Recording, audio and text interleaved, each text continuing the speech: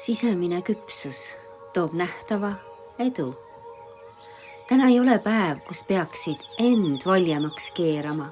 See on päev, kus sinu rahu räägib sinu eest. Kui oled viimasel ajal tundnud, et oled kasvanud seest poolt, siis see sõnum on kinnitus. Karikate kuningas näitab emotsionaalset küpsust. Sa ei reageeri enam impulsiivselt, sa oskad tunda, ilma et tunne sind juhiks. See on suur sisemine jõud, vaikne, tasakaalukas ja väga magneetiline. Täna on oluline usaldada oma rahu, mitte kahtlusi. Müntide poiss toob uue võimaluse, midagi väikest, praktilist, aga palju lubavat. See võib olla uus idee, pakkumine, õppimine või samm, mis tundub esialgu tagasihoidlik. Ära alahinda algust.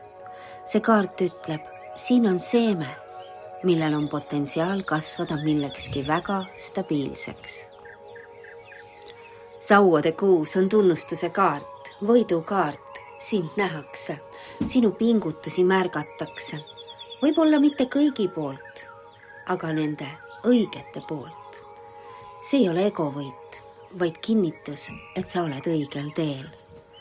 Sinu kohalolu ja järjepidevus, mõlemad kannavad vilja.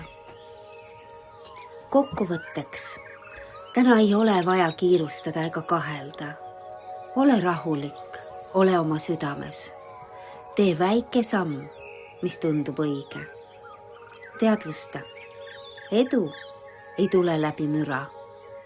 See tuleb läbi küpsuse, kohalolu ja ausa pingutuse.